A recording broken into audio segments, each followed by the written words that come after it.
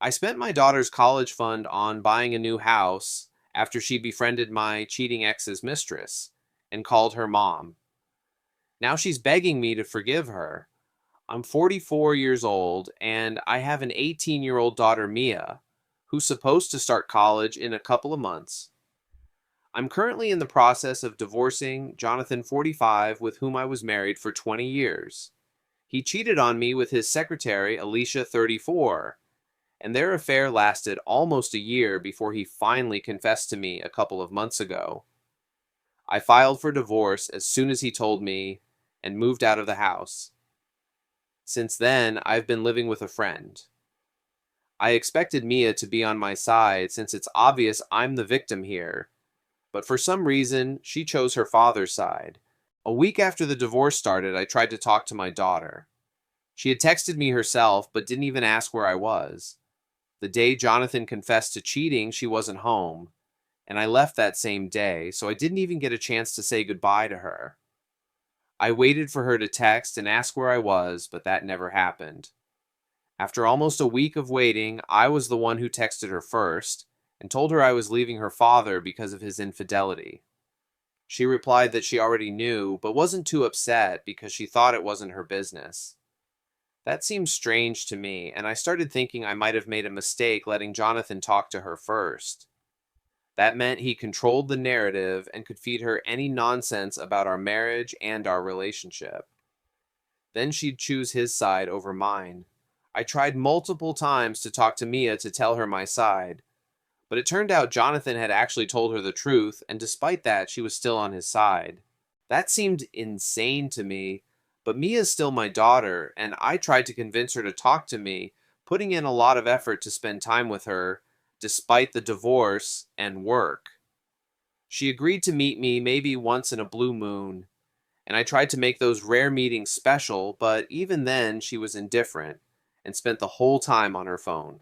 The last couple of weeks, she stopped responding to my messages altogether and completely ignored me. Then, about a week ago, I saw her Instagram post. In the photo, she was hugging Alicia and captioned it, calling her mom with a heart. I felt awful because I was losing not only my husband, but apparently my daughter too, to the same woman. That post was the last straw, and I just snapped.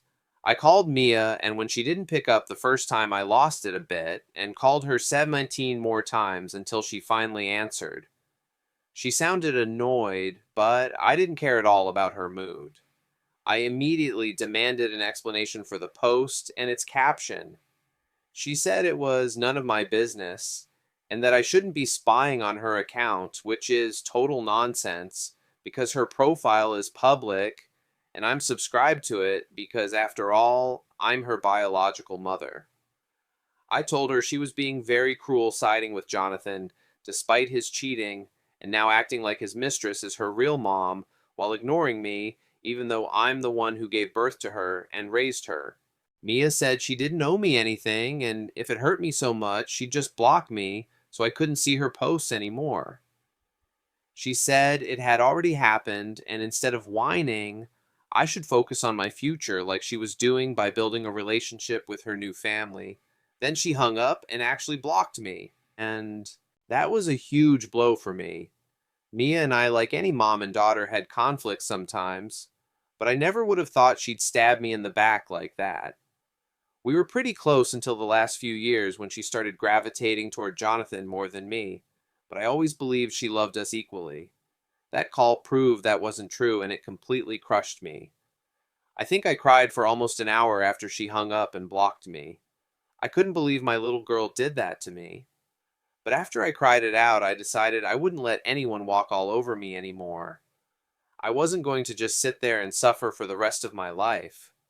I decided to follow Mia's advice and did something crazy. For years, I've been saving a ton of money for her college. Jonathan and I agreed to split her tuition, each saving our share in separate bank accounts, and those funds were untouchable. But I decided to hell with it and spent that money on a house I'd always dreamed of buying. For the last couple of years, I'd been eyeing a beautiful house in a great neighborhood, but I couldn't buy it because Jonathan didn't want to move from our old house, and Mia didn't want to leave the area where all her friends lived. But once I realized how ungrateful Mia was, I understood that the sooner I accepted it, the better it would be for me.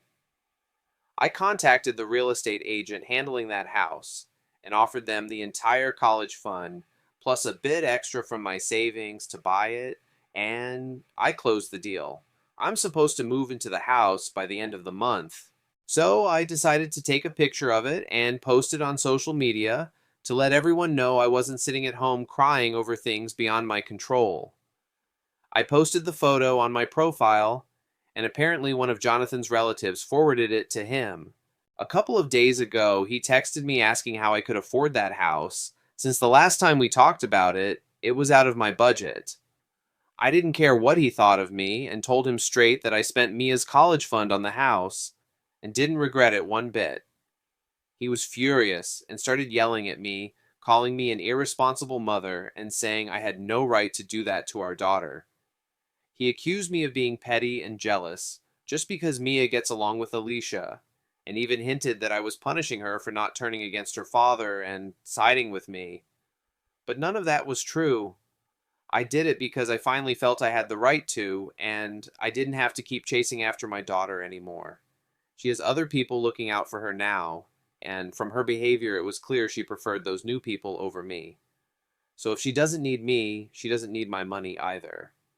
He had nothing to say to that, and I just hung up. But it didn't end there, because then I had to deal with Mia. An hour after talking to Jonathan, she called me, and she was in a terrible state. She was sobbing, and I could barely make out her words because she was choking on tears. She kept asking over and over, how could I do this to her when she always put me first above everyone else? It was petty, but I asked her if she put me first when she blocked me, just because I was upset that she called Alicia her mom. She said it didn't mean anything, it was just a sweet gesture that she thought might help Alicia feel more comfortable in the new family, because despite the past, Jonathan still wanted a future with Alicia. She said she just wanted to find a balance between her old family and her new one without losing either. She said she didn't expect me to become so hostile toward her, and I replied that I could say the same thing since she turned her back on me first, even though I was the victim, the one who was betrayed. She kept crying and said she never thought her own mother would take revenge on her like this. I started feeling really bad about what I did, especially when she started hiccuping through her sobs, because she only did that when she was truly devastated. I hadn't heard her cry like that since she was a kid. That's when I realized she was genuinely heartbroken and maybe I had gone too far. She said she regretted what she did and hung up. But I still can't get it out of my head, and I really don't know if I went too far or acted fairly. So did I do something wrong by spending my daughter's college fund on a new house after she called her father's mistress mom? Before we move on to the update and find out what happened next, I suggest you write your opinion in the comments right now. I think no. The author acted completely fairly. If her daughter thinks some random woman is now her new mom, it all makes sense. After all, if the photo of the house hadn't been posted on social media, there wouldn't have been such a call from her daughter. They all showed their true colors, so why should the author deny herself anything? Now, let's move on to the update. Hey guys, I recently moved into the new house and have been living here for a few days. I picked up all the things from the old house that I paid for myself. And, of course, I ran into Jonathan, Alicia, and Mia there. They're all living together now. Great, so Jonathan found my replacement right after I left, though.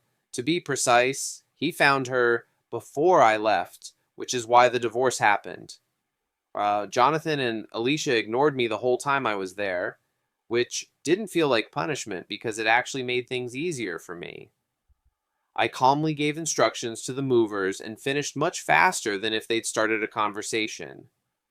Mia, however, tried to stop me and talk before I left. All that time, she didn't try to approach me, just like I didn't approach her because I had no words left for her, especially after everything that happened. But she held me up by the car and asked if I'd thought about how I was going to help her pay for college now. No apologies, not a hint of regret. So I didn't even answer her and just drove off. I've been thinking a lot about this over the last few days. Honestly, I can't find any excuse for my daughter's behavior. We drifted apart a bit over the last couple of years, and I thought that was normal. She's a teenager, I'm a mom, it happens. But she always had a good relationship with her father, and I felt a bit left out. Still, I never got mad at her for it. But this was different. This was the moment I really needed her support, but she didn't stand by me. And that's probably what disappointed me the most. It was hard to realize she didn't stand up for the mother who was betrayed. But the way she treated me afterward, that's what really hurt. I don't think anyone could tolerate that level of disrespect, no matter who it comes from. And it's not about my daughter being a child, she's not. She's an adult now. She knew what she was doing. I can't forgive my daughter, and the money's already spent, so I don't understand why she keeps bothering me. But Mia decided she'd keep texting me every other day to ask if I'd changed my mind. I ignored her for a few days, but it's been almost a week and she's still going. Today I finally decided to respond. I wrote that the money's already spent and I can't get it back. Plus, she made it clear what her priorities are. It's kind of unfair to treat me like that and then expect me to still pay for her college. If she's calling someone else mom, maybe that mom can chip in for her tuition. That'd be more logical. Mia got mad and replied that it was just a post and I shouldn't have gotten so worked up. But for me, it wasn't just a post, it was a slap in the face because Jonathan chose that woman over me, and now my own daughter sided with them. She's old enough to know what's right and wrong. I don't understand why she chose them over me. I see only two possibilities either. She doesn't think they did anything wrong, which is a very bad sign about her morals, or she knows something I don't, and they're giving her something I can't. Either way, she wasn't on my side and didn't support me, and that hurt like hell. I wrote all this to Mia, and the only thing she replied to my long emotional message was that I should let it go. I was so disappointed that I turned off notifications from her and archived the chat. I couldn't block her, she's still my daughter, but if she keeps testing my patience, I might change my mind. It's been 2 weeks since I last talked to my daughter, and today Jonathan and Mia ambushed me right outside my office. I was about to leave work and go to a restaurant for lunch when I saw Jonathan's car parked across the street. Both of them were leaning against the hood waiting for me to come out. I decided to ignore them and just walked past, but they approached me and said I had to talk to them and explain my actions. After everything that had been said, I didn't understand what they still didn't get. I told them to get lost, but as always, that didn't work. Mia started pouting and said that even if not to Jonathan, I owed her an explanation. I decided it was time to put an end to this once and for all. I told them to follow me to the nearest restaurant, and as soon as we sat down, I started talking, not giving them a chance to interrupt because I didn't care about their side of the story at all. I said that Jonathan and I, despite being together for almost 20 years, are divorcing because he cheated on me. And instead of showing any sympathy, Mia decided to cozy up to her father's mistress and do everything to make me feel even worse, as if I wasn't already hurting enough from the infidelity and divorce. I told her straight to her face that after everything that happened, I just can't see her as my daughter anymore. Because if she really was my daughter, she never would have said or done what she did. Her behavior disgusts me to my core, and I don't want anything to do with them anymore. They're all immoral, unprincipled, disgusting people. I told Mia that I'm only still talking to her because technically she's my daughter, but if a stronger, tougher woman were in my place, she would have cut a daughter like that out of her life long ago after that post. She's lucky she even still has a chance to talk to me.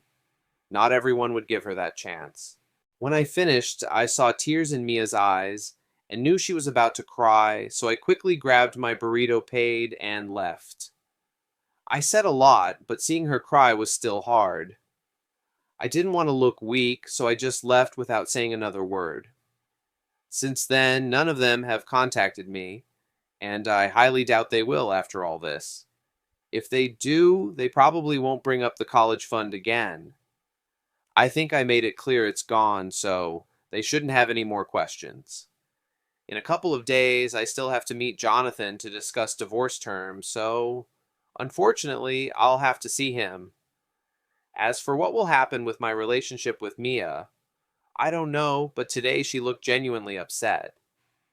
I'm not sure what exactly made her cry, but I know one thing what I said today definitely hit her. It's been a month since I last saw my daughter, and I'd almost come to terms with the fact that I might never see her again. It was sad, but I accepted it at that moment. I couldn't change anything. Jonathan also stopped dragging out the divorce negotiations. Maybe what I said at the restaurant hit him too. I realized that when he told me about Alicia, I didn't even throw a fit, I just quietly left. Apparently, the guilt never fully hit him because I didn't express how disappointed and angry I was until that day at the restaurant. As for Mia, we hadn't talked for a whole month, and as I said, I almost believed I'd never see her again. In a couple of weeks, she's supposed to start college, and I kept looking through old photo albums from her childhood because I thought I should have been there when she leaves. I kept thinking that now, instead of me, Alicia would be seeing her off, and that thought hurt so much. But I couldn't do anything about it. 3 days ago, I got a letter from Mia, and it was very emotional. She apologized for her behavior and admitted she was trying to be nice to Alicia, because Jonathan promised to buy her a car if she treated her well and would let her rent an apartment with friends in her sophomore year. She didn't know how to do that without hurting me. She knew that if she stayed on good terms with me, I'd definitely ask why she was so close to Alicia, and she didn't want that. So she started pulling away, hoping that once she got the car, she could reconnect with me. Now she says she realizes it wasn't worth ruining our relationship and regrets every single thing she did. She wrote that she'd really love for me to come see her off to college and even gave me the date and time.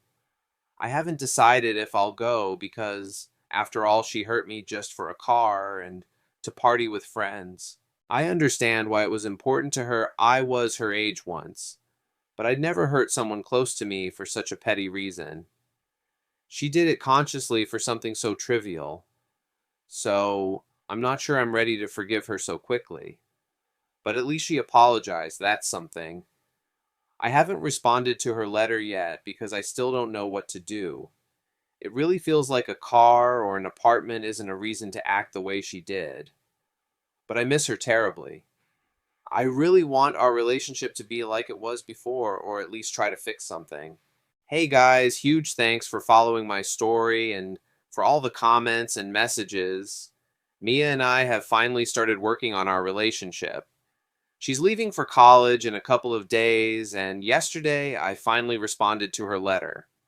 She wrote that she made me feel awful, like I failed as a mother, and it'll take time for me to recover. But I couldn't keep pushing her away anymore because she's my only daughter.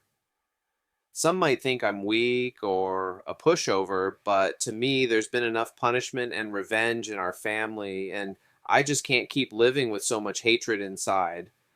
I decided to fix things not out of duty or obligation, but because I genuinely wanted to.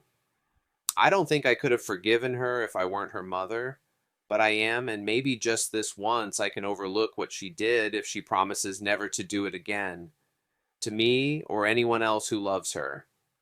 Then we had a call and really talked about everything. We both ended up crying, probably a necessary emotional release.